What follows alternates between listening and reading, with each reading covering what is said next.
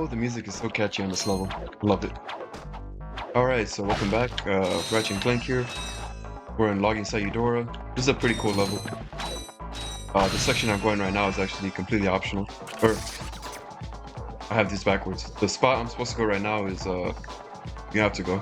It's mandatory. The second area where you go over there, that's all completely optional. But I highly recommend you do it because you get a really good weapon. Alright, again, these start off pretty damn easy and then they get more and more complex. There's gonna be another one on this level and that one gets a bit more complex. Still easy, but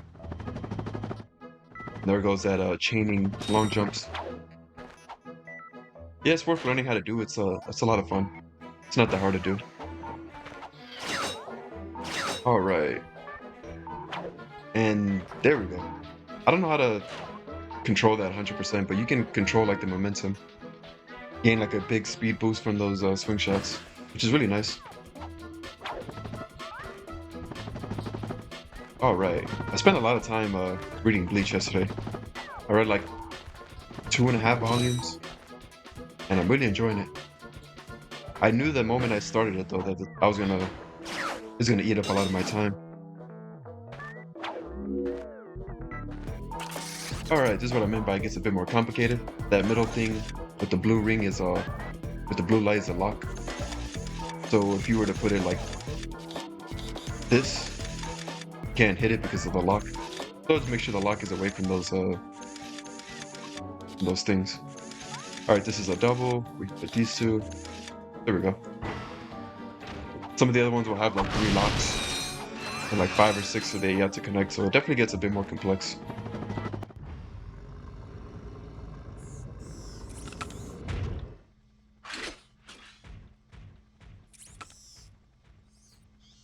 You sure showed him. I suppose I did.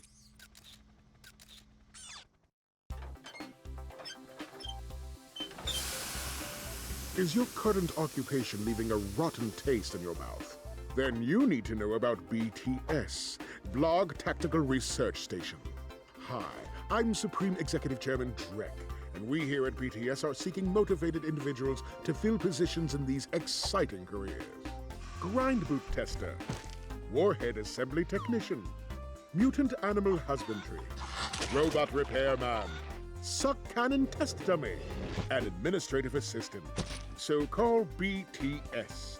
Build our weapons while you build your future. I'm calling BTS today. Now we're talking. Did you see all the cool gadgets they're making? Let's go get some. No, we must continue our search for Captain Quark. You're absolutely right. I am? Sure. We need to find Quark. Although when we find him, wouldn't it be nice to be able to tell him where Chairman Drek is? I suppose. Well, we go to the space station and talk to the scientists. They work for Drek, so they're bound to know where he is. I am unsure about your logic. Ah, you think too much. Come on, let's go. Alright, this is gonna be a pretty short episode. The next one's gonna be a bit longer, but this one just has the 2 paths. And I've spent a lot of time drinking tea lately. It's so calming. It's a routine at this point. I end up drinking quite a few cups of it. Mostly I used to just drink it at work because they have it for free. And like a tons of different flavors and stuff, but I got a tea kettle, so now I can actually drink a lot more at home. Alright. Again, this side is optional, but you get a lot of bolts. And you get also a very useful weapon, so why not?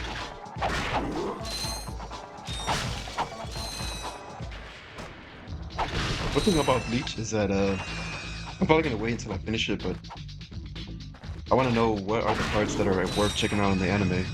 I don't want to watch the whole anime because I feel like that would take a long time, but what I like about the manga is it moves at a very good pace.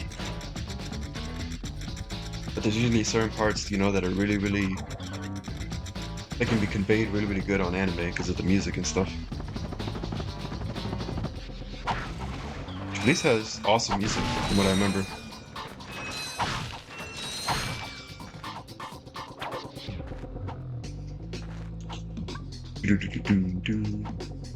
Oh, this song. Something about the Ratchet and Clank soundtrack is so distinct. You could recognize it from anything else quite easily.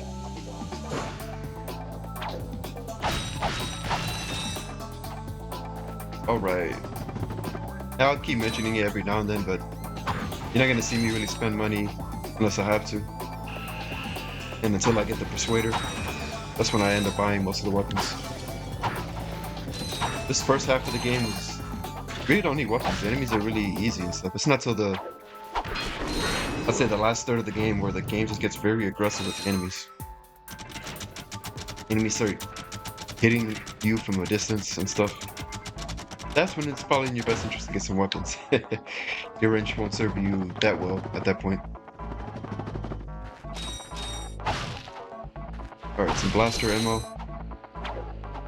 I did forget to mention I will buy the Pouncer, but I'm only buying that to make more money, so... Oh, actually there's a gold or two that's... You need that to get it, so... But that's a really cheap weapon, so I don't mind. Even if you don't buy it with the discount, it's 2,500, so... Very cheap. You want to save some bolts because on the next planet it costs 4,000 if you progress with the story. This is unfortunate, but yeah, the first game had a ton of these. The second game has a few, not as much. It's a lot easier to get bolts in the second game, so it's not that much of an issue, and then the third game doesn't have any. Alright, let's see.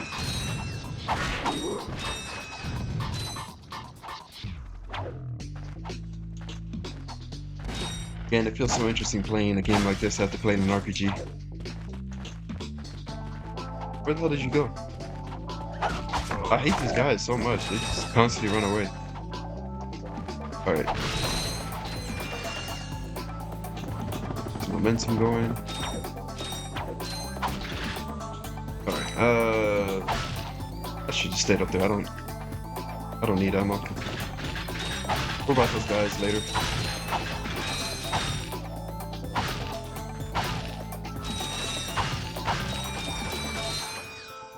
Get all those bolts. I say, where did this guy go? I thought I fell right on top. But... Alright, we left a few guys here. Yeah, if I keep reading Bleach at this pace, I'll probably have the whole series wrapped up in a few months. Pretty crazy. But I can get a volume read in an hour and a half. That's like an average. Well, actually, probably even a little less than that. First volume took me a little longer, but I started getting used to it again. I read the second volume in a little over an hour. Yeah, I'm really gonna enjoy my time with Bleach.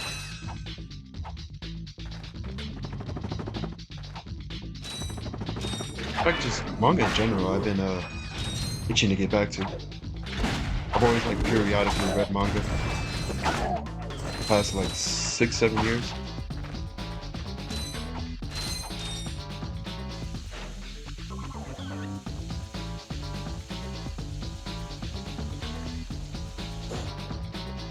I like this oolong tea quite a bit. Start making a cup of that every morning. I used to always just wait until I got to work, and that's like 6-7 hours after I wake up, but I'm gonna just start drinking tea throughout the whole day. Let's see. Yeah, I think I already mentioned I'm gonna do Final Fantasy VII after this. That's gonna be a lot of fun. That's one of the few games where I actually go for 100%. Most of the Final Fantasies I will, but apart from that, I really don't like 100% in games. But 7 might be a pretty long Let's Play. Not as long as Dragon Quest 7, but still pretty long. And I did also mention my output might slow down a little. I'm still gonna upload at least 1 or 2 episodes every day, but I want to spend some time, you know, sharpening my skills and actually start working on some videos that require a bit of editing. So stay tuned for that. Only unfortunate thing about those videos is that those take longer to make, but I look forward to it. It's like nervous and excited at the same time. Nervous in the fact that those videos just kind of take a lot of work to do. Those videos tend to get, at least from what I see with others, those get kind of pushed to the YouTube algorithm more, so it might get a bit more exposure. And I want to make sure, you know, videos like that have really good quality. But I'm excited though because I do find editing pretty interesting. So I look forward to dabbling into that, getting better at it, creating some awesome videos too. But I didn't time that right. He actually hit me right there. Alright, you see you got like 4,000 volts from taking this path, so yeah, this is gonna be a short video. This is the main reason why you came here. Sweet! Gadgetron's suck cannon can vacuum up multiple enemies, then fire them out as high-caliber missiles. Caution, enemies must be small enough to fit inside the barrel. Yep, this is not gonna work with anybody, any enemy, but pretty much any of the medium to small size enemies will fit into this. Oh, how could I forget? I usually get this by now already. The one gold ball on this planet.